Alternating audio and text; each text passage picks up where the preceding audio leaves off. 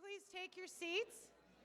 There's an exciting buzz in the room, which is great. I'm glad to see everyone here. Thank you. That's what deans do.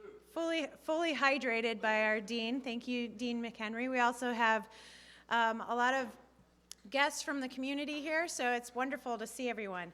My name's Melissa Scanlon. I'm a professor here at Vermont Law School, and I'm the director of the New Economy Law Center, which I founded a couple years ago with my friend over here, Gus Speth, who will be up in a minute to introduce our speaker. I just wanted to say I'm thrilled to have you guys here.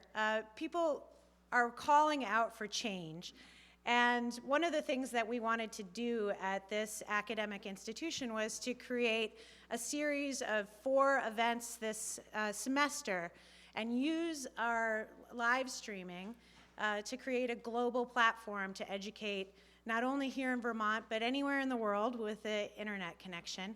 And so we have a series of 4 events, and they're all focused on system change. So tonight you're going to be hearing about thoughts about the economy and changes that we can make to make our economy more aligned with social justice and the environment. You may come back in a few weeks and work with us over 2 days on localizing the economy. So we have a series of speakers coming in a couple weeks that we're doing with bail. And that will be an exciting way to talk about real examples for how to build a resilient local economy. And then we have 2 more events in November that are all focused on strengthening our democratic institutions. So please come back in November as well, learn how to run for office, and also learn about how to make our democracy more responsive to the voters. So come back in November as well for those events. At this point, I'm going to turn it over to Gus Speth to introduce our speaker.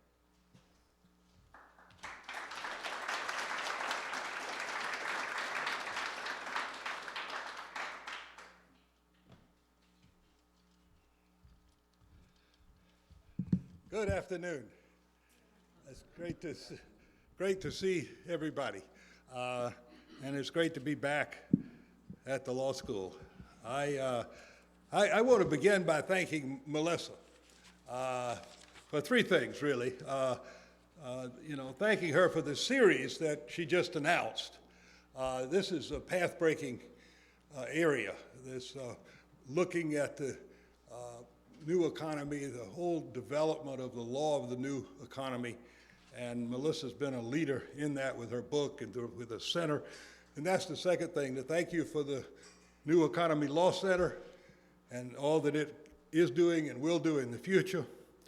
And thank you for having the very, very good judgment to bring Gar Aparovitz here to be with us.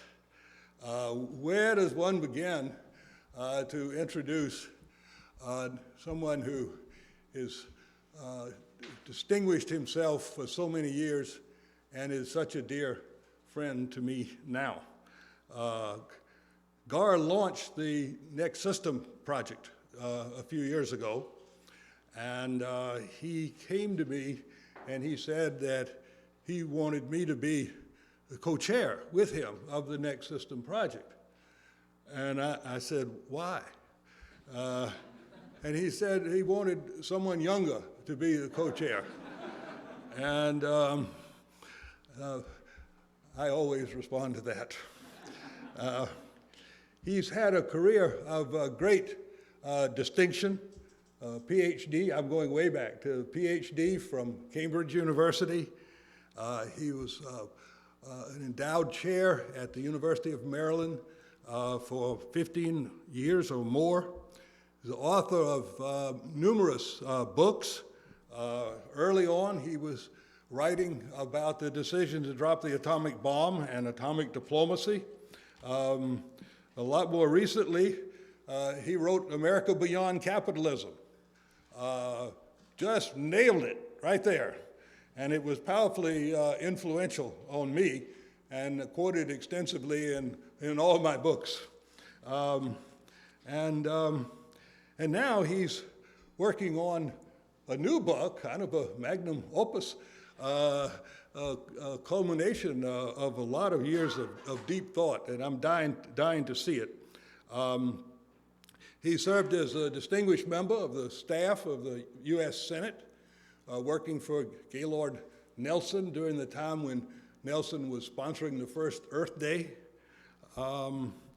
And most recently, he's been the founder of the Democracy Collaborative, which our Next System project is part of. That's a rough outline, but let me just say that in all my life, there are 2 or 3 people I think of as, enormous, that really stand out as being enormously thoughtful and insightful. And Gar is one of those people. And in addition, he's just a person of great decency and humanity. And when we started working together in 2009, it's just meant so much to me to have this opportunity to work with him and to be a part of this Next System project. I want to mention 2 very small books with big ideas in concluding. One of them is Tim Snyder's little book on tyranny. This is the book that tells you how to cope with the current distress that afflicts us. And the other little book is Gar's book, Principles. And it tells you what we need to do to get beyond the current distress and build something new. It just gives me a real honor and a pleasure to introduce Gar Alperovitz to you. Gar.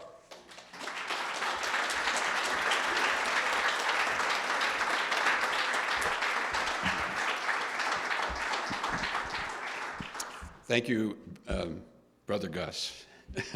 We've been doing this together now for quite a while, and it's like a brotherhood, and I appreciate that introduction. As some of you gathered, I've been asking folks what I should talk about. It's a bad habit I had, but in fact, it's a good habit because I have a few things I want to talk about, but I hope also to be able to address them in a way that responds to some of the actual concerns, folks. So thank you, those of you who I bugged about this question. I appreciate your giving me a hand on it. So I'm not very good with computers, but I want to start with this, see if it works.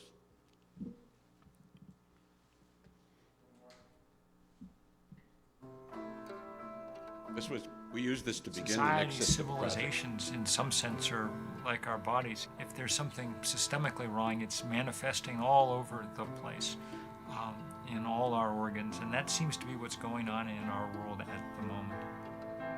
The system is failing all around us.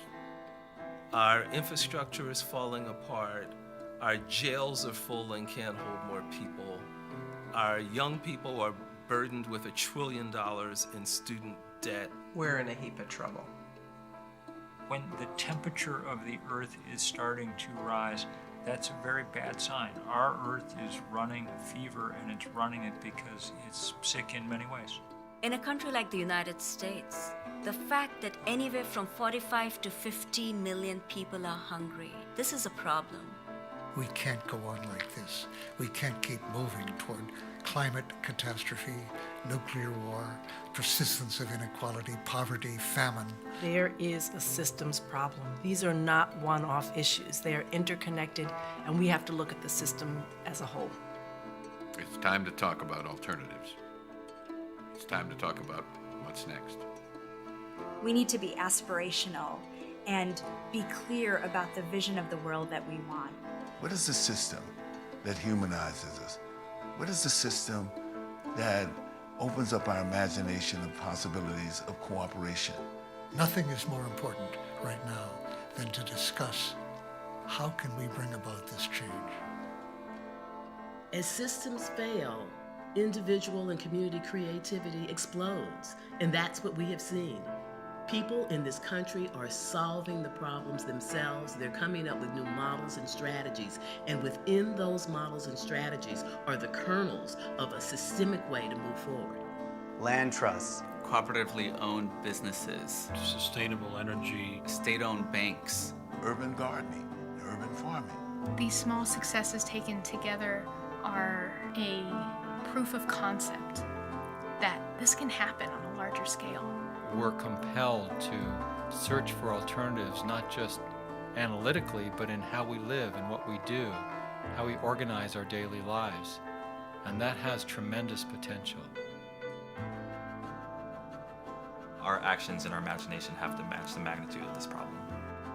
We have to get out of our comfort zone. We must think with courage.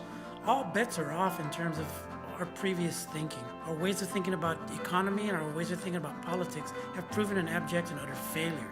The good news is we have no choice but to adopt revolutionary thinking. I like that. That's the exciting part about this moment. When there are no rules, then people have freedom to invent and to create new things. I have no doubt that we can create a better America. If the people who cared about these things really joined together to do something about them, anything is possible. The biggest worry for me is that we don't try, is that we don't push for what we know is right, for what we know is possible. It's time for everybody who cares about this country and the future of the planet to do something about it, to get involved. We can actually do better. We can build a better system. It's not impossible. It's a very American thing to do, to build a new system. It's a challenge. We can do it collectively, neighborhood by neighborhood, step by step. I think that the world that we're on the verge of is a bright and beautiful and interesting one. Complex, local, interconnected.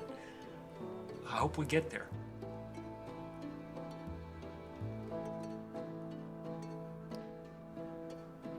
So that was the opening time to talk of about the Next System what's project, next. which is now 5 years Please old. come and sign our statement at thenextsystem.org. And if you go to that website, you find out some of the other things we're doing. But I want to also give you a couple more websites just to make it easy. Here you go. The first one, Community Wealth, will provide you with lots of information on ongoing projects that are building around the country, all over the country, and it will direct you to other websites, co-ops, land trusts, public utilities being taken over, lots and lots and lots of real projects. Thenextsystem.org is our website. CommunityCollaborative.org, the Democracy Collaborative, which is the mother organization. We do mostly on-the-ground work, and the Next System project is about systemic change that comes from it. The Principles of a Pluralist Commonwealth, it's a little book that Gus held up, is available free online. So if you want to check it out, it's there for those of you who want to use it for one purpose or another. I was thinking a lot about it, and some of you I know I asked questions about what I should talk about tonight, but this afternoon. But what I really wanted to open up the question of whether or not we can come to terms with this idea of systemic problem. Now, here's what I mean by that. To say that you have a systemic problem is to say that to solve it, you have to change the whole system. Now, people can nod on that, and you can write a paper about that. But in fact, to say that what we're about, if we're serious, is changing the system as a whole is really weird. Most people don't really want to do that. Are you talking about the whole system? Yes, if you want to change the trends. And now, where do you begin? And how do you think about that? And how do we rise to that challenge?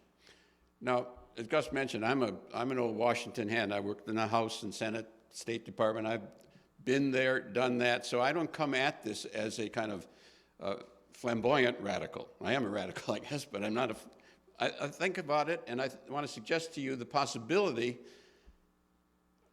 I'm talking to the person in your chair, by the way. I want to suggest the possibility that we together can actually think through how it is that we build up to the next system, and then do it. Now that sounds utopian, but as a historian, to me, systems come and go all the time, common as grass in world history. The problem is us getting that point. You talking about us? Yes. Who else? And to begin thinking that way. So that's by way of framing what I wanted to open up this conversation to. And if there's anything to think about, the question would be personal. What do I think about actually changing the system? Is that just kind of rhetoric? And am I interested in doing that? Or is that kind of, I'll just do my project? Or is my project related to how I build towards changing the system? Those are the kind of questions I'd like to at least put on the table. So one way to talk about it, and one way I think about it, is that in describing what's been happening not only in the United States, but particularly in the United States, but virtually all of the advanced corporate capitalist systems, the way in which they were structured, but let's take the United States particularly, and by way of oversimplifying it, the basic economy is dominated and run by large corporations. And for a while, particularly the middle third of the 20th century, they were countervailed against, controlled, hemmed in to a degree. That's John Kenneth Galbraith's phrase. That countervailing power was sufficient, for instance, to achieve the great gains in the environment that were the late 60s and the early 70s against the opposition of the major corporations. And they were fighting back. So there was a balanced system, sort of. Now, the income distribution was outrageous. The racial situation was worse. There were many problems about civil liberties, but the system was somehow countervailed. Now, the really big change I want to underline is that system has disappeared. And it was a particular design, and system change is about design, and it's about action, and it's about time. But that particular design, and it's a way of framing where we now are, was essentially organized with countervailing power around other institutions, the most important of which was the labor unions. Now, not so much on the shop floor, but to finance elections of people who could hold back the corporations on the environment was part of that system. Labor unions in the United States had about 34 to 35% of the labor force organized at their peak. Now, in Sweden, it was 80%. But that was a sufficient block to hold back. And oddly, because there's always fights between labor and environmentalists, Gaylord Nelson was, who I worked for, and the father of Earth Day, and a great environmental leader, was a labor lawyer. And he came to that situation and could not have been elected to do the environmental work without this other institutional power. So it's very important to recognize the role of institutions. Labor unions now are gone from 34% of the labor force to 11%, 6% in the private sector, and they are being destroyed day by day and eliminated. I'm from Wisconsin. They're almost all gone in Wisconsin now. That's a self-conscious Republican conservative strategy now, because they understand the role of institutions, and they're cutting that to ribbons. So that means times are going to get worse before they get better. But it gives you some sense of what one means by a systemic design. So that leaves the large corporation and the funding sources that go with it pretty much free of the major institution that somehow had countervailed throughout the midpoint in the last third of the 20th century. So if you think about system change, begin to think about what are the dynamic institutions that have enough power to alter trends in the system as a whole. The most important one left is the large corporation, and it has its own issues and interests. Many of them are to toss off and get rid of environmental constraints. And also, and this is a critical one, it must grow. And some of you may believe in limits to growth of one kind or another. So let me say a word about that, because it takes us into pretty deep water. Large corporations, in order to actually achieve their goals, have to go to Wall Street for funding. And they cannot get funding unless they show increased profits year by year, year after year. And their leadership will not stay in power if they don't do that. They'll be thrown out by the shareholders. So the system is inherently structured by design in a way that must grow. That's a really nasty proposition I just threw at you. Because if that's true, and if there are limits to growth that must be met, either there is some way to constrain that fundamental dynamic, or the institutions have to be designed in ways that don't grow. That's very tough, because that takes you into either cooperatives, public utilities, or public enterprises of some kind that are not forced to go to Wall Street for funding. And that is a very different kettle of fish, because it raises questions about the dangers of socialism, so far as we know about socialism, and how to organize a system that doesn't have to grow and that is not so constrained. So I want to raise a couple nasty questions to you to begin to think about as we go through the rest of this discussion. The name of the game is system change.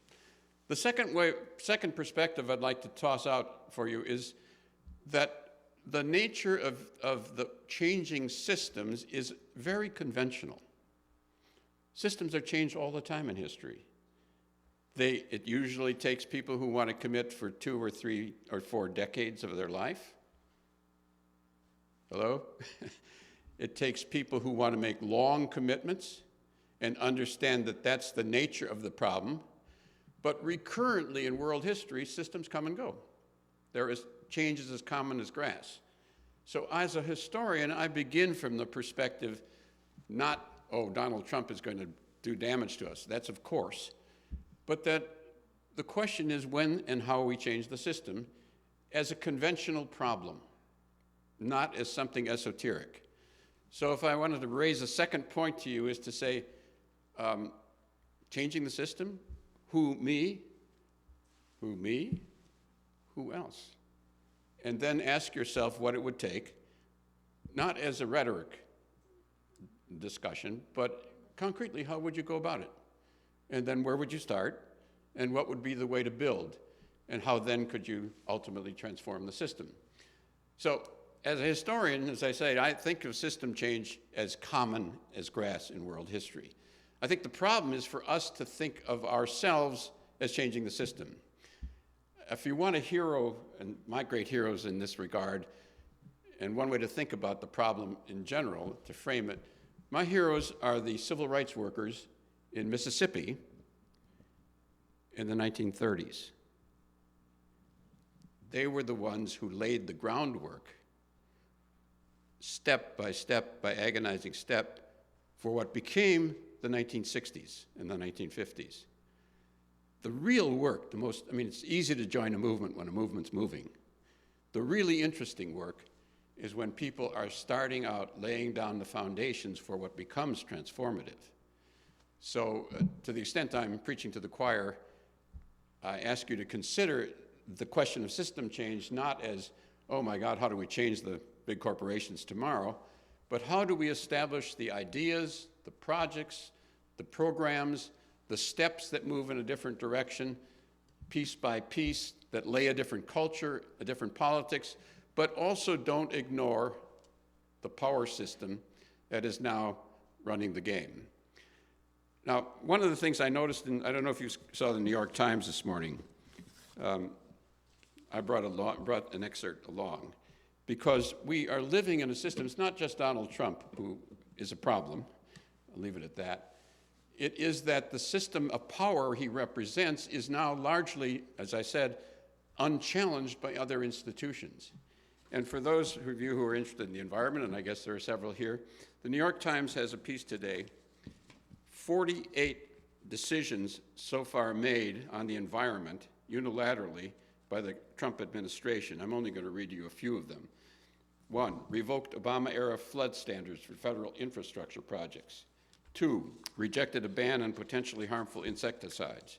3, lifted a freeze on new coal leases on public lands. 4, canceled a requirement for oil and gas companies to report methane emissions. 5, revoked the rule that prevented coal companies from dumping mining debris into local streams. 6, approved the Keystone XL pipeline. 7, approved the Dakota Access Pipeline. 8, prohibited funding third-party projects through federal lawsuit settlements for you guys, which could include environmental programs. 9, repeal the ban on offshore oil and gas drilling in the Atlantic and Arctic oceans. 10, propose the use of seismic air guns for gas and oil exploration in the Atlantic. 11, you get the picture. That's only in the first 10 months of the administration and what we're looking at and the power of we're up against. So I want to just sharpen the distinction. That represents, to me, the dead end of what was left of the New Deal coalition that I described earlier and what we now open before us. So the question then becomes, if that's so, what are some of the central issues that are involved? One of them I want to suggest to you is changing the ownership and control of wealth and wealth structures and business organizations away from that dominant model becomes one key element of transforming the system. If the corporate structure is designed to produce the outcomes that it must produce, what might be the alternative way of running an economy in the advanced industrial and post-industrial world? Now, I say that coming from the perspective of people who worked in the Congress and who designed some of the regulatory programs, and are aware that you can't design the regulatory programs and they don't get implemented in the way that they used to. So regulation, which was the model of the old system, with sufficient power from labor to elect guys like Gaylord Nelson, who could design regulatory programs, that's over. I don't mean that there aren't instances in which we can use regulations, particularly at the state level and local level, and maybe at the national level occasionally, and maybe the next president will be elected. But the institutional power base that allowed you to elect people like that is no longer available. That power base, as I said, was you needed labor for that to elect those guys. So then how do you build up over time an alternative institutional power base? That's one of the questions in system change that might have different values, but also would begin to build institutional capacity both to deal with environmental problems and other problems, income distribution, wealth distribution, liberty, questions of democracy, et cetera. But how do you build up alternative institutions that might begin to give you a grounding towards the construction of an alternative system? And I want to say that again, not as a rhetorical question or as a kind of a theory question, but in practice. One of the most interesting things that's happened recently, and many of you have noticed it, is the new economy movement. When Gus and I began working on the new economy movement years ago, I think Gus took the lead in starting the first meetings that I went to in any case, there were no members who were thinking about building institutions. Now there is a growing capacity and awareness that to change the system requires changing the institutions to different forms. Now, what are they? What are we beginning to see? Probably you know them as well as I do, but I want to just outline a few that are really important. Worker cooperatives are part of it, and cooperatives are part of it. Now, cooperatives by design not only share and democratized ownership, they don't have to grow to meet shareholder requirements, so they're not necessarily growth-oriented. That doesn't mean, so we'll come back to this if we have time to discuss it, worker co-ops sometimes get into situations where they have to compete with each other. And sometimes that leads to cost-cutting and environmental cost-cutting. So there's questions of real design at issue.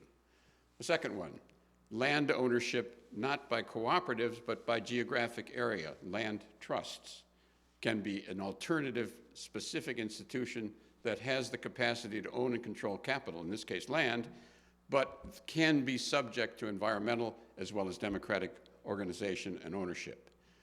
Third model, we're seeing public ownership of utilities with a different twist. Many utilities in this country are as bad as the private companies in terms of their output.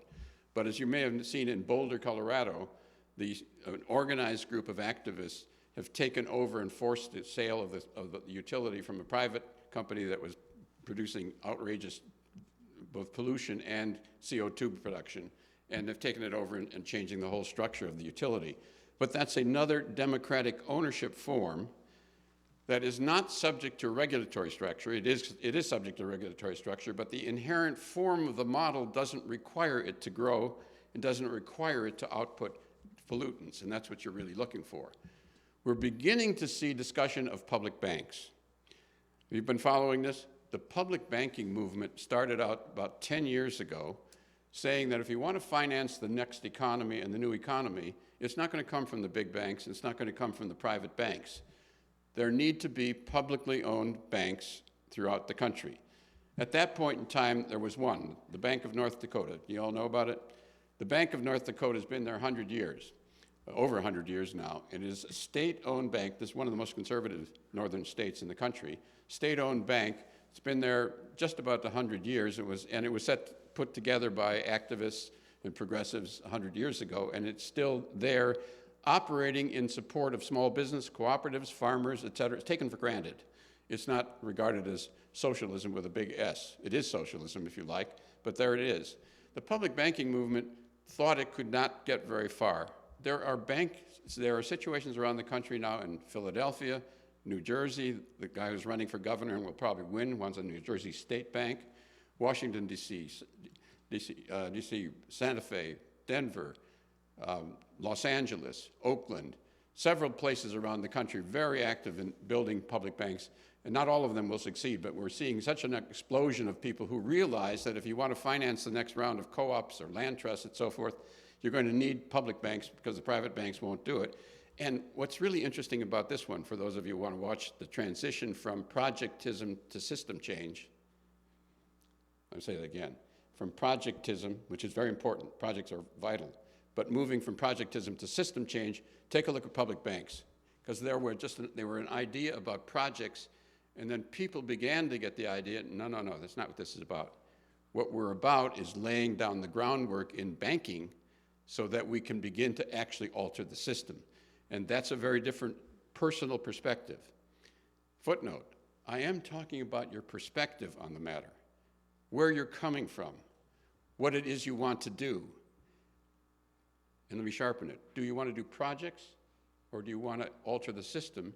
And how do you look at the institutional development patterns that you're developing with that question in mind? Public banking is a perfect area to look at, because the next step there is certainly developing banking systems at much larger level.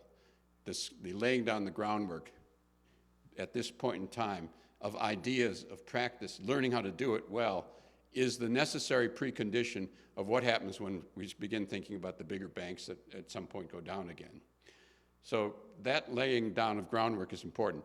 So if you want to think it through a little bit further, when the next banking crisis happens, and surely there will be another banking crisis given the way they've ripped apart the regulatory structure that's just been imposed upon them. They've been eating away at Dodd-Frank systematically, so they're taking more speculative risks, and the risks are going to come home to haunt them at some point. The current position of the progressive part of the political spectrum is the thing to do with the big banks is break them up. There's antitrust. That's actually Bernie's position as well. Anyone who's studied the history of antitrust and big corporations, and this gets you to the hard place in system change, knows that what happens with antitrust, you break them up and they regroup, as in AT&T, for instance, and Standard Oil. Those are the big examples. So the step beyond breaking them up is actually building public banks, which are conventional in many parts of the world. There are German public banks, Austrian public banks, and public banks all over the world that are insulated from the processes that we have in this country. So to think about the banking system, that's one of the challenges, is to begin thinking as the people in the public banking world, the activists, are thinking, and it's a good metaphor and a good way to think about it. If we begin with this project in Santa Fe, which was one of the leading ones, how could we generalize it? Not just to do Santa Fe, but how do we actually build a movement to transform the entire banking system of the country over the next 2-3 decades? And there are people, many people, who actually think that way, who see themselves as system changers, not simply project people. Now, the hook and the catch in that is you cannot move forward unless you do good projects. So you've got to do your homework, you've got to do your projects. But the perspective that I'm trying to suggest and underline in this discussion is a perspective about systemic change, not projectism.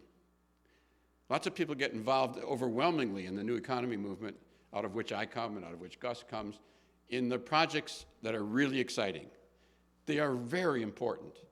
But what is often forgotten is the need to put them in perspective of these giant systemic problems and how they can become stepping stones to the expansion and development of alternative strategies beyond that. So let me raise some of the kind of complex problems that come up as you begin to look down this line of reasoning.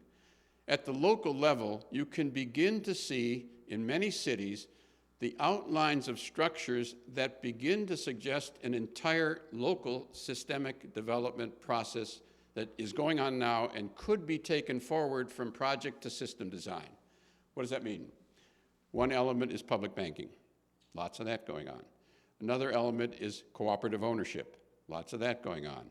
Another element is land ownership by geographic area, land trusts in order to control inflation. Lots of that's going on. Public utilities, lots of that's going on.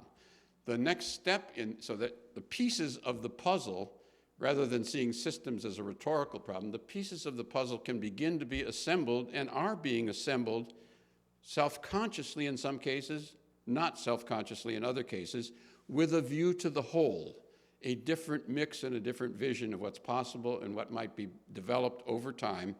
If you're willing to see it that way, what do we do over the next long period of time? There are wonderfully interesting developments going on in the Black community. So there are several that are really interesting. There's one in Jackson, Mississippi, in which the city as a whole is being used by taking over the mayorship, which they've won the mayorship, in order to use the power of the city, a public institution, to foster the development of cooperatives in an integrative structure. That's using the city that way. In Rochester, New York, very similar thing going on. Using the municipal power with loans, technical assistance, possibility of getting public grants, with a view to fashioning a city structure of cooperative ownership, building up a different structure in a holistic way. Not just projects, but holism at that level. Some of you know, how many know about the Evergreen project, which is our group was heavily involved with. So this is in Cleveland, Ohio. Cleveland is a city that once had more Fortune 500 company headquarters than any other city in the world. It now has about one left, and it's gone through enormous decay. In the middle of that city, there's a neighborhood of about 40,000, mostly Black, 20% unemployment, minimally, family average income 20,000, a very, very hard-hit city and geographic area, neighborhood. In the middle of that neighborhood are three major institutions, the Cleveland Clinic, University Hospitals, and Case Western Reserve Universities, so-called anchor institutions. Is that term familiar, the anchor term? How many use that term regularly? So what an anchor institution is, for those of you who aren't familiar with it, is an institution that is anchored, that cannot really go. Unlike corporations that play off communities one after another for subsidies, hospitals and universities are the usual, and government institutions, state government, pretty much can't leave. So there you have Case Western Reserve and Cleveland Clinic being and University Hospital, pretty much stuck there. Many, many, many, many communities like that around the country. They buy a lot of goods and services. They have a lot of public money through Medicare, Medicaid, education money, et cetera. They could begin to target that funding in a way that sustained and nurtured a complex of institutions that begins to look like a different systemic design. That is doable. It's being done in many cities. The most advanced form is the Evergreen Cooperatives in Cleveland, Ohio. So in this neighborhood of 40,000, there is a nonprofit corporation to which are attached worker-owned companies.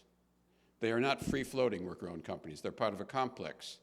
And the purchasing power of the big anchor institutions buys from these companies in order not only to help the company, but to rebuild the community as a whole in a complex system.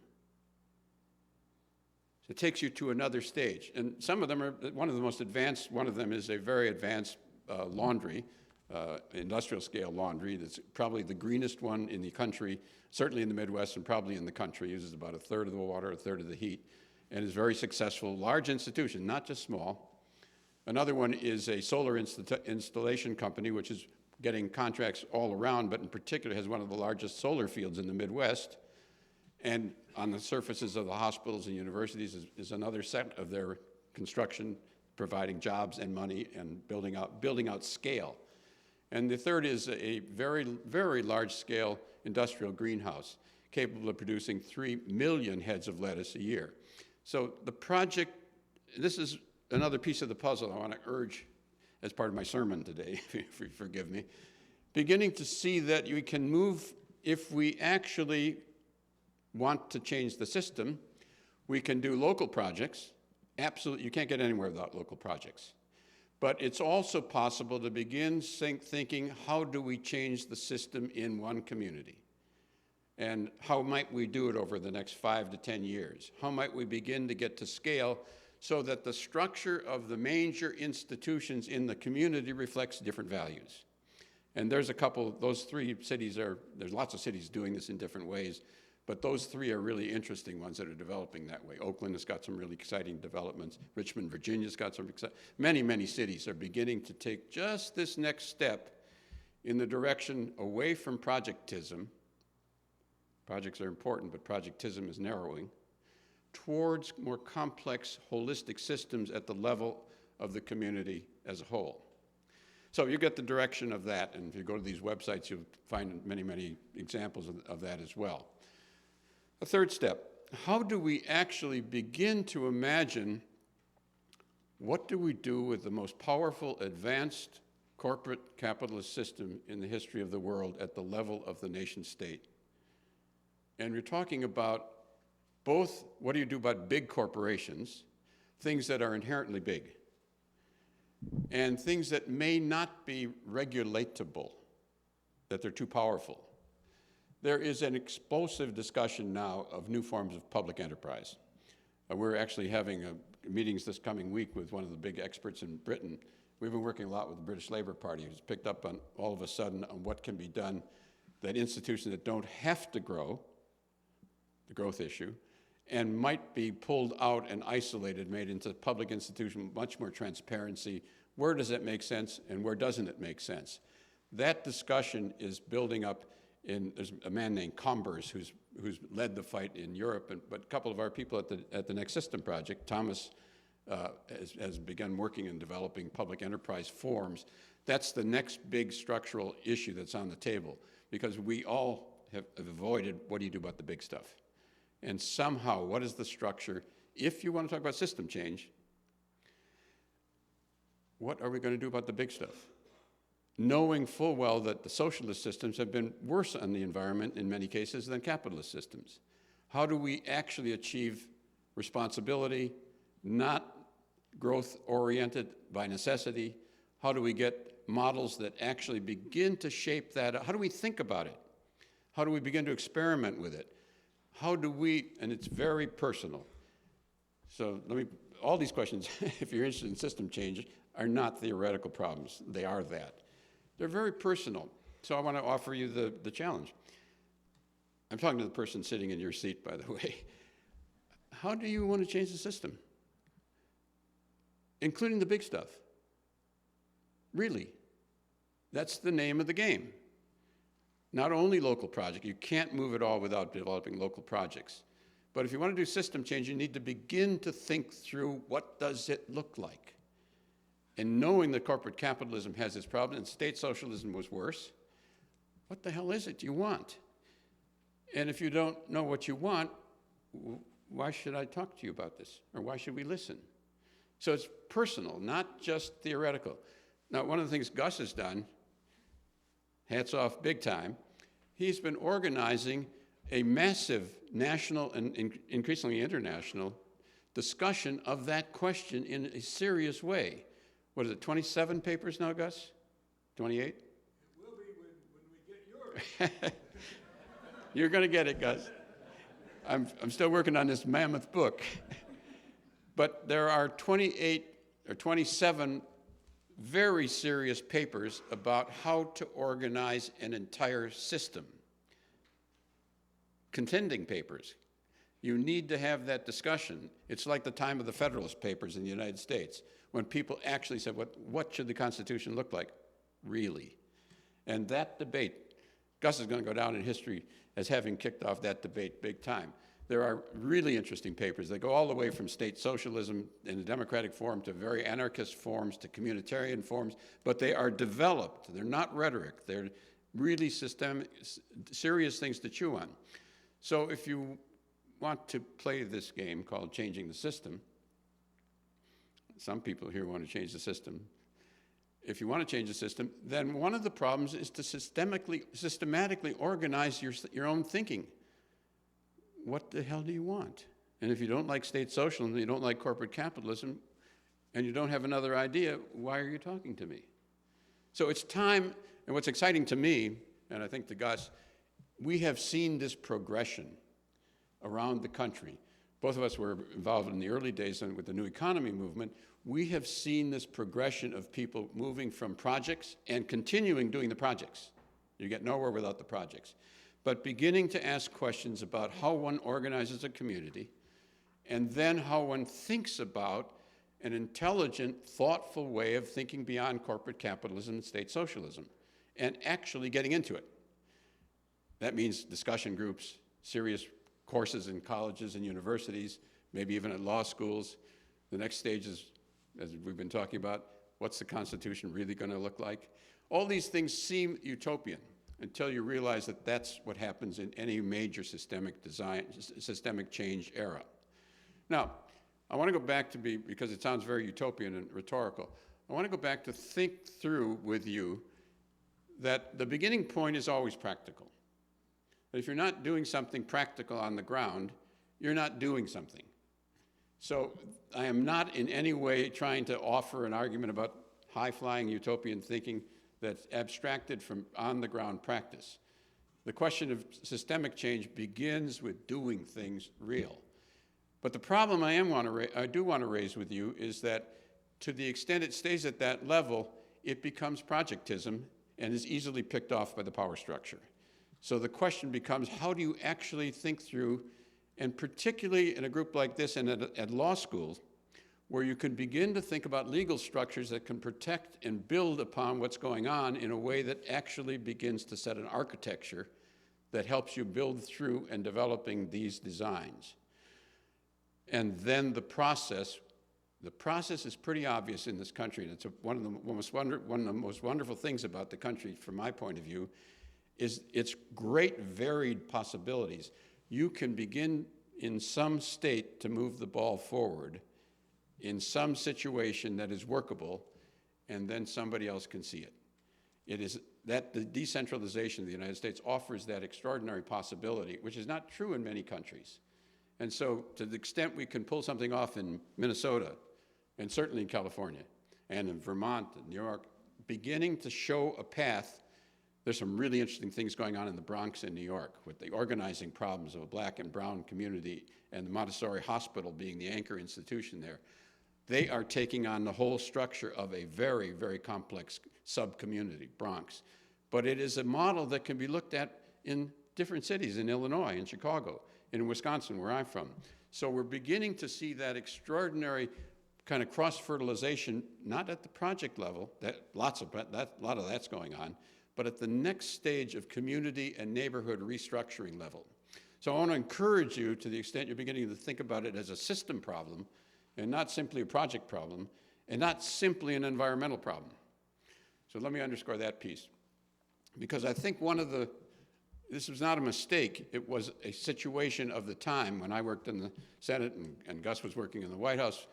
The question we had was corporate structures could be regulated. And there was sufficient power to do that in a number of institutions at that point in time.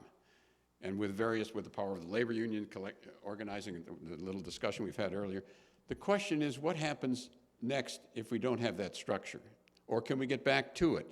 What are the forms that might be possible in the next large-scale movement from the environmental perspective? So that you ask it this way in terms of system change. How might we begin to think step 1, 2, 3, 4, 5 that takes us down the line to that particular result? Now, let me back off and say, I hope you understand what I'm saying. It's extremely conventional, almost boring, because this is the process of systemic change around the world. That's how it goes, laying ground. Sometimes it explodes into violence, sometimes not. But the basic structure of it is the beginning development from projects to communities to begin visioning, theorizing, and developing beyond. In some sense, I want to suggest to you that this may sound strange to you. I think this is the most interesting period, potentially, of American history, including the revolution. Now, why do I say that? I think we are running out of systemic alternatives. I think that the 19th century was essentially run by this tiny little squiggle of 4 million people on the East Coast in these tiny colonies, essentially taking over an entire continent. By the end of the 19th century, that was pretty much done. But it also was an escape valve for pain and pressure, and it always included slavery. Now, the 20th century began, in theory, we got rid of slavery. It was replaced by another form in the South, which very few countries have a whole quadrant of the system where blacks or browns are suppressed by violence. It's a unique feature of American, quote, democracy, that by violence we controlled slaves, and for another 100 years, every time I think about it, it's remarkable. For another 100 years, through violence, but not sophisticated violence, Ku Klux Klan, supported by the business community in parts and by others in the South, controlling that system of a democratic country. We are beginning to break out of that, sort of, so that we can begin to think of a cross-cultural, cross-racial politics that could begin to develop a real power base. But we haven't had that possibility, and we still don't have it in the South due to the unique and extraordinary racial history of this country. It is outrageously different from most countries in the most advanced democratic system in the world, unquote, where a whole quadrant was run by basically fascist tactics and suppression of race. That's breaking down, and black people are beginning to move in a different way with support from others. That piece of the puzzle in the next phase gives us the possibility of organizing a real democratic movement that is actually cross-cultural and cross-racial. So piece of the puzzle, we are folks here who are going to live into that era. That opens up a new possibility if we do that intelligently and well and link it to a systemic change model. There is real excitement about what can be done community by community, including all the pieces that come together in equity as well as environment, as well as the structure of, I'm going to say something complex, the structure of what might be genuine community. So let me put that one on you. As they say, we used to say in the 60s, let me lay that one on you. I've been talking about systems change, systemic design, institutional change, the rebuilding of many institutions, political alliances to do that over time, the construction of alternative scenarios forward. All of that's necessary. The bottom line on this stuff, and the bottom line on real systemic change that takes us so that we can really deal with the climate, so we can really deal with international relations, so that we can really deal with race problems. And so I'm going to come back to productivity. The bottom line is, how do we construct a genuine community?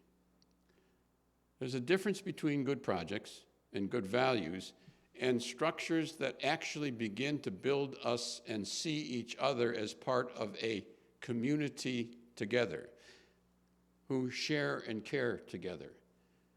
Now, that's not just rhetoric. That is a different way of being in the world that is self-consciously nurtured by the institutions that don't put us against each other, but help create structures of community and a culture of community. That's the really bad one. That's the tough one. But I want to open it to you because I think that's where some of the most creative possibilities are going to come from, the recapturing of the notion of community that takes us and informs projectism, informs systemic architecture, informs systemic design, informs politics with a different culture. And we're beginning to get there. I don't think we're going to get to the environment at all until we really do that. That's a piece of the puzzle because the power structure is so great, even in democratically owned systems. But I think that's the piece that lies before us. Let me back off, and I'll say only, don't trust me if I say all, I'm going to say a couple more words. The United States, the current income in the United States is so extraordinary that if you were to break it up by families of 4, it's roughly, I think right now, last time it's probably about $240,000 for every single family of 4. This is a very, very, very rich system. It could be extremely bountiful. It could produce an extraordinary community. In the 20th century, that figure increased 7-fold over the course of the century with the technologies available in the 20th century. If it does as well in the 21st century as it did in the 20th century, the numbers will be something like 2 million for every family of 4, or 20-hour work week and half, or 10-hour work week and half. We're entering an era where if we can build a community and a culture that can distribute the enormous productivity of the technology, there are bountiful possibilities for human development that no one's ever seen before. But it requires the transition to begin to embody these values, embody these power structures, and embodies this vision of systemic change. So I'm going to leave it at that in a minute, but I want to suggest to you the wonderful moment you live in. That if you see Mr. Trump as a passing phenomenon, give or take, and if you see the dangers of this period that we have to fight against, but if you see the larger dynamics of where we're going, we could lay the groundwork, and almost certainly will in one form or another, for transformation that takes us into a very, very different potential era, given the productivity available and given the technologies available. So the name of the game is not simply resisting, you got to do that, and not simply restructuring, building new models. The name of the game in terms of systemic change is very personal. I'm talking about design and system design and institutional design. No. It's all about whether each of us together can grasp that kind of a way of thinking about what we do. So the bottom line is the person, I'm always talking to the person sitting in your chair, is when you get up in the morning, is to ask yourself whether you're up to that and you do your project, but seeing it always as unfolding in that direction. So I didn't plan to give you a sermon, but I do think that's the only way to think intelligently about where we are in systemic change and what Mr. Trump has kind of shown us. Because what he's shown us is the decay, not just of Mr. Trump, but of the structures of the system that allow him to be what he is, tells you more about what we haven't done than what he's done. And the bottom line for us is to resist, I think, but also to build a very different system, a different design, self-consciously laying on the table 2 to 3 decades, being aware that that's what it takes. Think of those civil rights workers in Mississippi, and look at all the things that have been done already. There are wonderful things out there that you can build on that people have done so far, the co-ops, the land trusts, the public utilities, the experiments with new technologies, et cetera, et cetera, et cetera, and take that to the next level beyond. We're going to need fantastic lawyers to help us with that project, and I'm really delighted to have been able to come to see all of you fantastic lawyers to be. Thank you very much.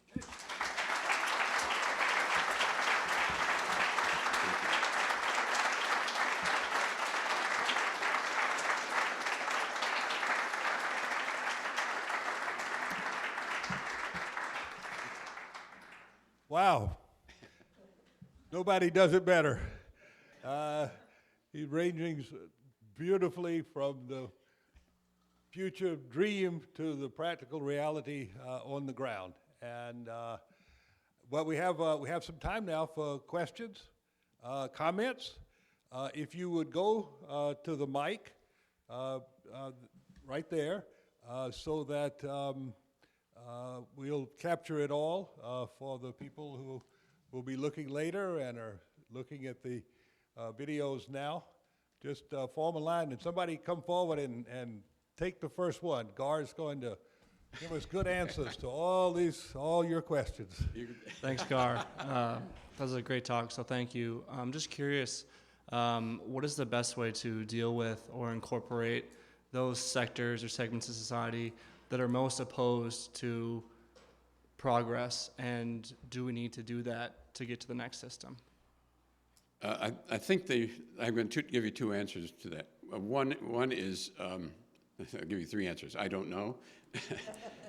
The second answer is, one of the things I think that we fail to do, and I'm speaking about myself as well, we fail to take serious conservatives seriously. And I don't mean ideological politicians. I mean in the city of Cleveland, there are business people who see themselves as conservative. That means they work hard, want to be sure they're doing a good job, who are not Donald Trump.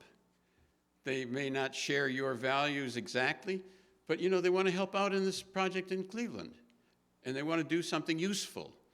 And and this is really hard for progressives, I assume lots of progressives in this room, to talk to them and see what can be done.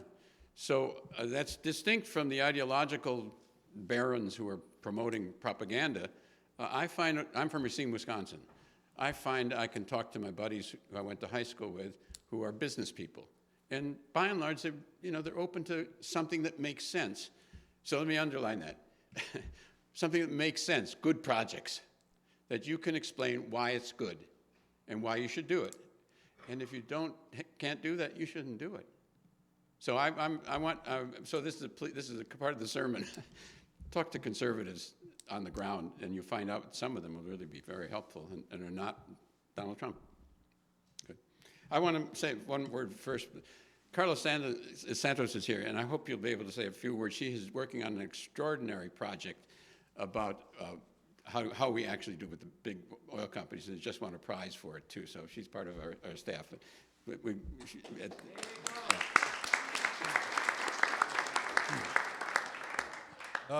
A recent graduate.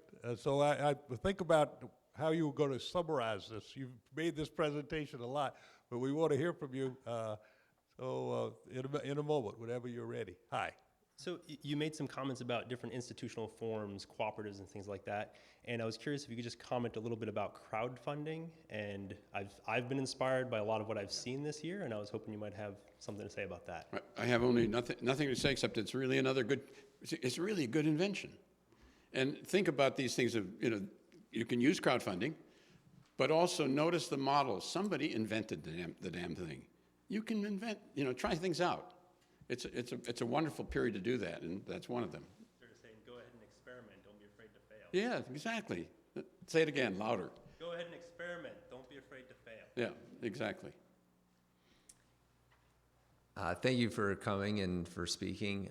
My question is inspired by your comments on the public banking possibility, and for me, it'd been, I'd often thought about the benefits of breaking up the banks, as I'm sure many have. I hadn't really considered that next step. So with that in mind, I'm kind of curious what you would think about what the most appropriate paradigm shift would be in the healthcare debate, and whether, I know we were all talking about single payer as being a potentially viable option, or if there's something that maybe is more, or something that we haven't really thought about, as for me with the public banks.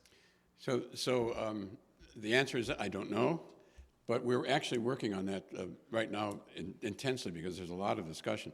Because Bernie's taking a great step. Single payer is an insurance company. It's a public insurance company like Medicare, which is an insurance company.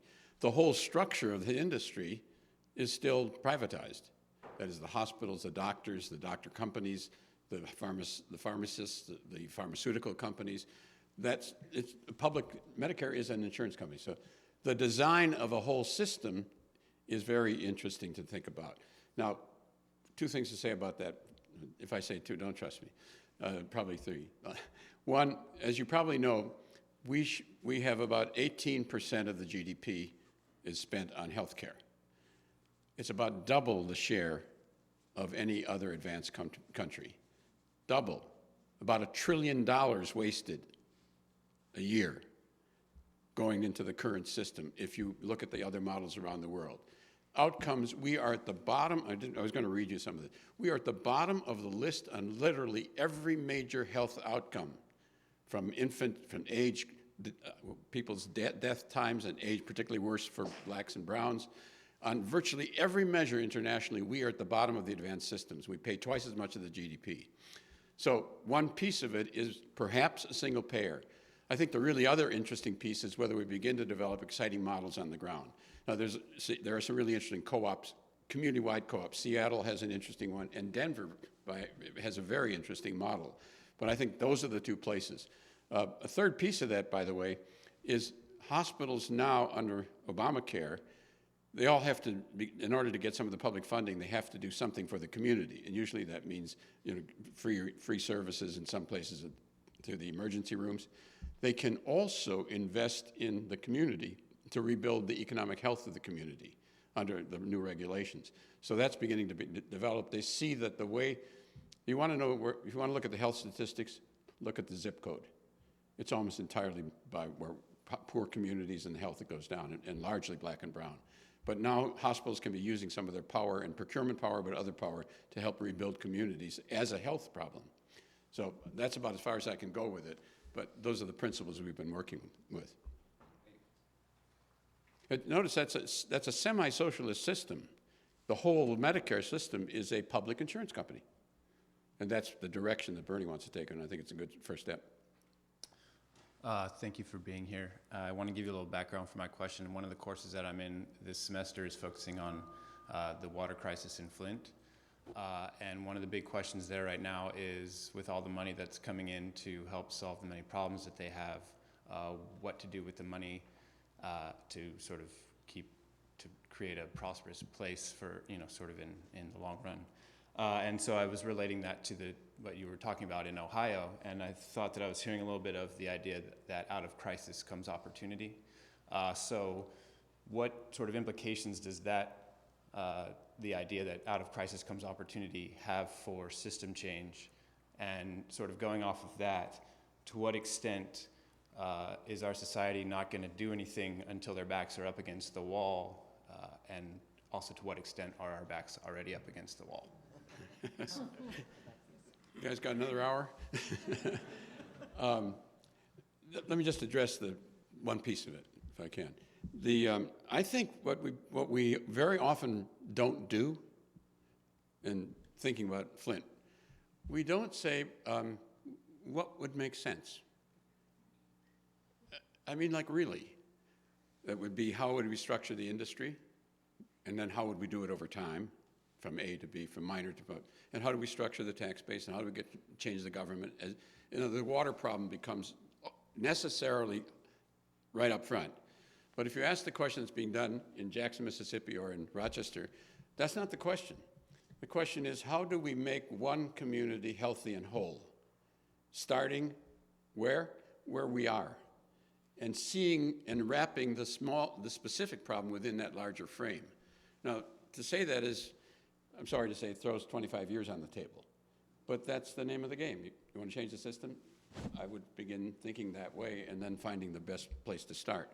That's very abstract, but it's not the way most people think about it. Most people think about project first rather than the larger question, how do we rebuild this community as a community, and then go back to the project question. Everything has to be a project. I mean, I'm not against projects. You go nowhere without projects. I'm asking you to think about framing them both different geographically and over time, progressions. So. One area that we mentioned a moment ago, Gar, was brought out by this question. Certainly our backs are up against the wall in terms of climate.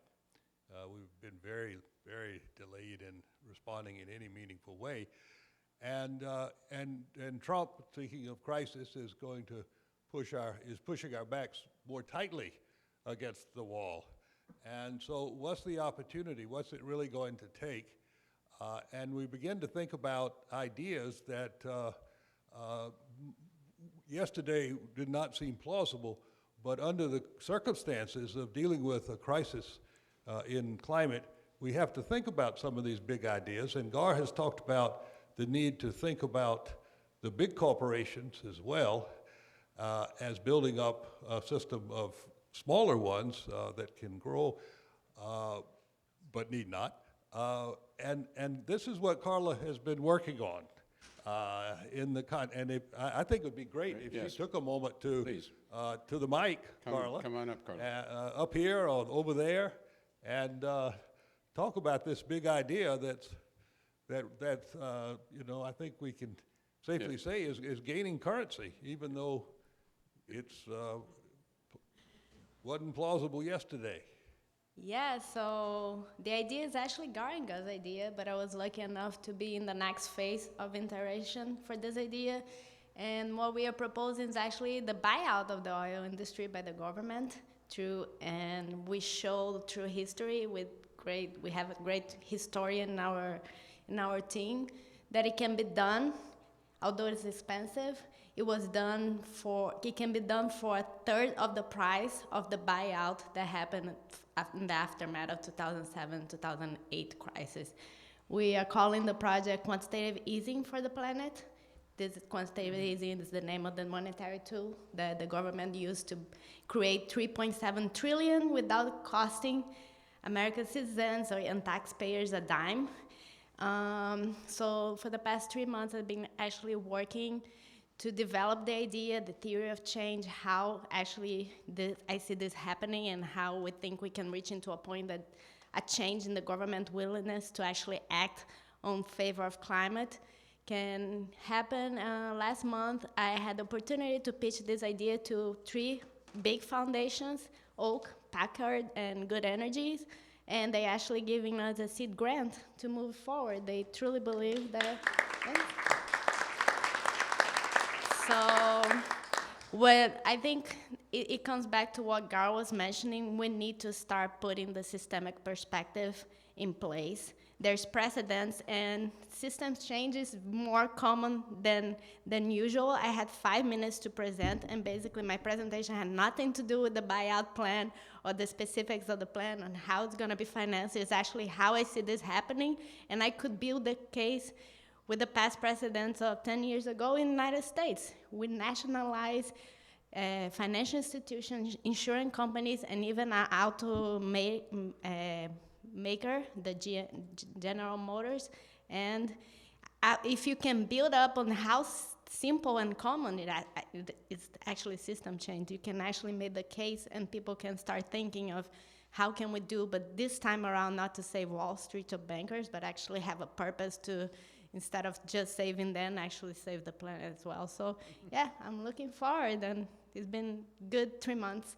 I'm a former student here. I graduated.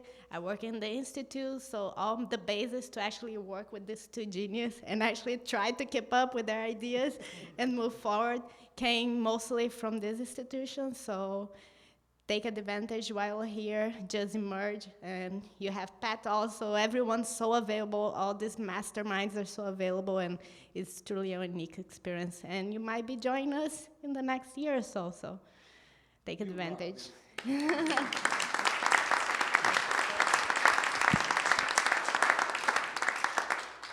Carla did a fantastic job at this, and we brought it in, and she's already won support, and I think it's going to win very large-scale support.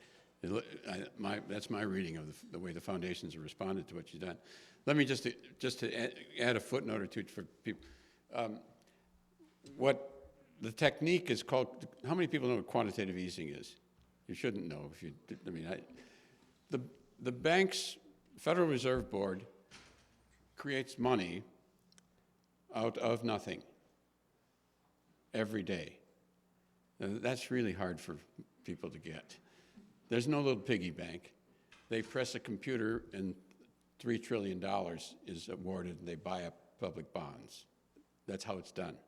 If you couldn't create money out of nothing, the economy could never grow. But for most people, you think your money's in the bank and they loan it to somebody. That's not how it works. So they're always doing this. And the technique that Carla was describing is, if you can do that to bail out the banks, is what they do, you could do that to buy out the oil companies and get rid of them if you actually got serious. And so that idea, which seemed odd, has won her a prize, and now there's major foundations that are going to back it, and beginning to build up, knowing you're not going to do it tomorrow. How do you build up over the next 3, 4, 5 years? Bill McKibben and I have been exchanging emails on how you do that. There's how you take a bold idea. What? That's crazy. No, that's the only way to get rid of these guys. Buy them out. And what will they do with the money? They'll put it in the bank and we can use it for something else to a certain degree. But Carla did a fantastic job on this. Thank you, Carla, and thank you, Garb. A couple more questions here. Yes, please. Thank you so much for coming. I'm just curious, in this new system that you're describing and sort of envisioning, you've mentioned that we've reached the stage where regulation is futile, so to speak, and you gave the examples of the many regulations that have already been suspended. So in this, I guess in the later stage of this system that you're describing, in addition to worker-owned cooperatives and systems that operate without the need for regulation, and government-owned economies, such as that we just described, do you see any new sort of institution coming in to play the role that institutions played previously in the 20th century of public regulation of private enterprises? That's a wonderful question. First, I personally don't think regulations are useless. I think they're very important. But to the degree we can build institutions that are self-generating and don't need regulation, that takes you well beyond what regulations can do. So I didn't mean to say that I think regulations should be abandoned. And indeed, has been the only way you can do anything for a long time.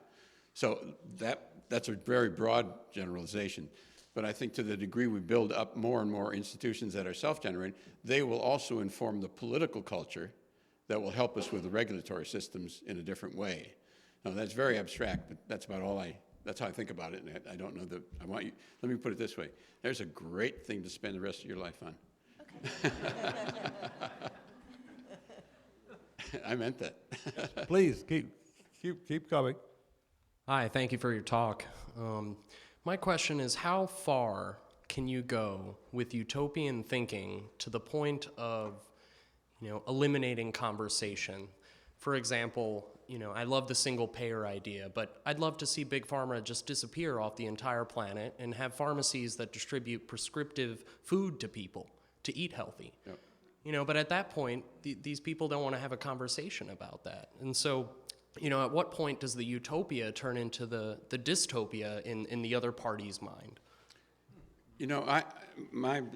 Gus may have another view, or others. My own view is it's really important to do practical things. I'm talking theoretically, but I think you've got to think about where does it all add up.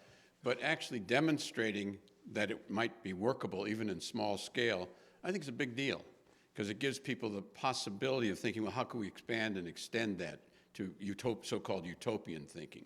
So I don't think of what we're talking about as utopian. I think of it as the guys who wrote the Constitution and the Federalist Papers. They were designing a system. They actually did that. If you go back and see what Madison and his buddies were about, they were saying, how do we design this damn thing? And it was utopian, if you like. On the other hand, it had to be eminently practical. And I think that spirit is what I'm talking about in terms of, and I know what Gus has been running this whole series of papers, getting people, and one of the great things Gus has done, he's forced these people to get beyond rhetoric. And all these papers are being pushed, so say what you mean, how will it work, why would it be better? Talk about it more, not utopian. Think of it as practical, and then think of it as something to do. We should change the system this way. Why? Because of X, Y, and Z. And if you don't do it, you're going to have A, B, and C. It's at that level, not rhetorical at all. So I don't think of this as utopian work, though that's probably a useful phrase for some. I think it's design work.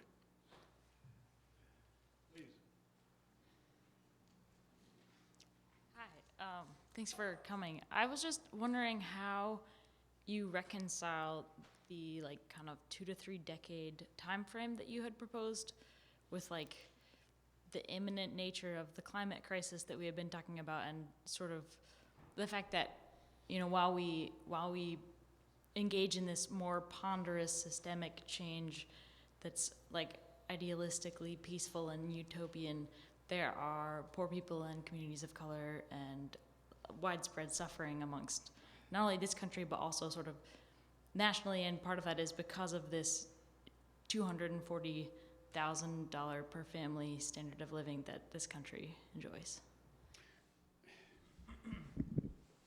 That's a very painful question that we all face. That is our reality. That we live in a society that is destroying the environment, destroying our possibilities in terms of what climate change could do to us, that is extremely racially divided, that is inequitable in terms of who gets the money and where the distribution of income is, and that we have to live in that society as we build the new. There is no answer to that other than roll up your sleeves and live with the mess and build through. I don't see a way around. There's no magic answer. And I don't want to, let me challenge you on, I don't think of this as utopian. I think it's pragmatic design.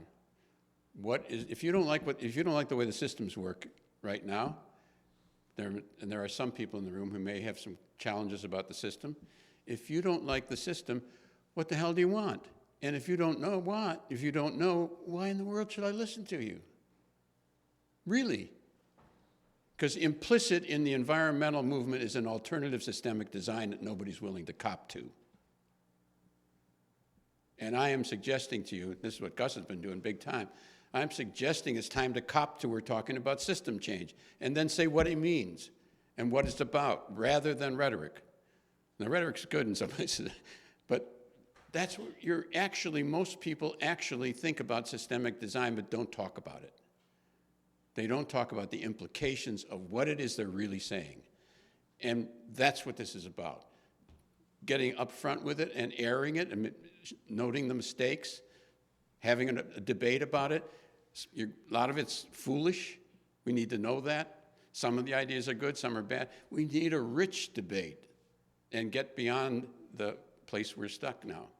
So sorry if I sound intense. I am intense about this. Gus is even more intense. Well, I think part of the answer to that very difficult question is something that Gar says a lot. That is that we've got to walk on both legs. That there's a lot that we know how to do using the current system, and we need to do that urgently. I mean, there's just no doubt about that. On the other hand, I think part of our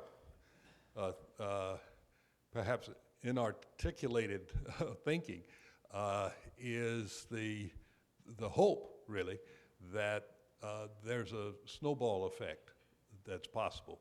That as we begin going down these paths that Gar has described, as people's consciousness begins to change, that there won't be a linear process at all, that there will be a huge exponential process of accumulating, just the snowball effect on all of these fronts, from projects to consciousness to political change.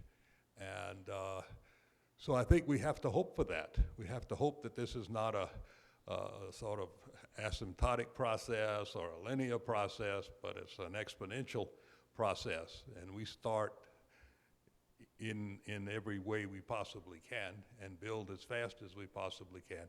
And hopefully it will expand at an exponential rate. And God willing, that's the way it will be. But it'll only happen unless we start, as Gar has said many times. Yeah, the hope is, it's very conventional. This is a worldwide process all the time, including this country. You just got to cop to it. Yep. So I had to think of another question because I neglected to thank you for being here today. So thank you. Something struck me recently. My in-laws are from Chile, and my wife is Chilean. And she was stopped with my son watching the trains by Border Patrol and questioned and identified. And she refuses to report that, and her parents dissuaded her from reporting that because they grew up in the Pinochet regime. And I think that I just want to first make a point and hope that you agree that part of the fear from people to talk about systemic change is that we've had a period of time in this country where people have been persecuted for being communists or socialists. Mm-hmm. So I guess what I would ask for your guidance on is how do we overcome that fear that keeps so many people quiet? There's a line in Conrad in Heart of Darkness. With the motion of your hands and feet keep afloat, he says. But I think you're talking about the existential struggle, personal struggle. And I think that's really, I really appreciate that question, because I think the problem of system change, I mean, we can talk about design and institutions and all the stuff that Gus and I spend all our time on. It's existential. How you locate yourself in relationship to the need to change the system. And I suspect most people in this room think we need to change the system in some general way. So how do you locate yourself existentially in relationship to that? And to me, I mentioned the people that I sort of go back to, and for some reason, I go back to the Mississippi in the 1930s, because there are unnamed individuals who laid the groundwork for what became the 60s. Unnamed, against great danger. I was brought up in Wisconsin in the McCarthy era. I'll give you a positive one. Here, that's a difficult one. Here's a positive one. I was brought up in Wisconsin in the McCarthy era. All my teachers were frightened to death that they'd say the wrong thing and someone would go home and tell their parents, and boom, the guy would lose his job. Really frightened. And if you had said, you know, something good could happen, maybe we should build movement building, and they'd say, are you crazy? And then the 60s exploded out of nowhere. Nobody predicted it. So that doesn't mean it will happen that way, but it also means that overly pessimistic is who knows. So you take your chances. And my own suggestion, and I think Gus, the interesting place is to do what you can and see, rather than to say, no, it can't happen because they're going to get me. That's a personal philosophy. I'm not afraid of doing that. Yeah. Across to others. Right. I think this will have to be the last one. Unless, were you in line back here? So, okay, two quick ones. So I don't want to roll in because I might not roll back out. So I'll stay back here. I'll be loud enough. So my question is more so, when it comes to you mentioned, thank you, Bill, appreciate you. When it comes to you mentioned the 240,000 of average households, well, quite honestly, in this system, that's quite different from people of color. Average home ownership right now for African Americans is 41%, which is actually less than what it was in 1930s during the Great Depression. And as well as the household net worth, I believe, is only $1,700 compared to $100,000 for the same for a white family. So my question is, how do we make sure in this new system that we're so lovely talking about that group, one, isn't left behind, but the proper numbers are used when this new system is created? Because it sounds like the numbers that are being used are the numbers you mentioned today, when that's very skewed because it doesn't really show what's going on in certain communities, certain areas. So I just really want to make sure, how do we go about making sure that that part of the community is not left behind in this new system as we are in this old system? So you're asking the Central American question, and I think it's got to be brought forward intensely. And I mean, there's two answers. One, we do what we can to alter the patterns through whatever means are possible. That is, subsidies and loans and loan guarantees and all of that. And then the question of reparations comes to the table. And I mean, because this was government action that both in the South, in the South, government action supporting of terrorist groups, Ku Klux Klan, but in the North, the housing structure, you know, the legal structure of how housing was distorted, and people were written out of a number of laws, et cetera. So publicly, actually, the government for us did it. So I think that issue has to be right on top, and I personally think reparations is part of that. That's a very hard issue, but I think you've got to talk about it, got to open it up. Coates has done that. Good. Last question. Jeez. I just want to say that, when we're talking about laying the groundwork for something that we'll see the results of in 25 or 30 years, that we'll see certain results in 25 or 30 years, we're going to be 25 or 30 years older or dead in 25 or 30 years, regardless of what we do. And a lot of this... Speak for yourself. I'm here because I got shit to do. The same reason you're here, right? Why did I go to law school at 60? Because there's stuff to be done, right? And some of it's been started. We're not starting from square one. We're building on the lessons that have been learned and the paths that have been forged by the civil rights workers, by people who invented democracy, by people who invented capitalism. I love hearing you remind us all of these systems were created by people, and we people can create the next one too. And if we all do what we can do, we can build it. That's really what it takes. It just takes those of us who are committed to this pulling and cajoling and working our asses off, and eventually this world will be a better place. And I thank you for your inspiring words. Amen. Hey, hey.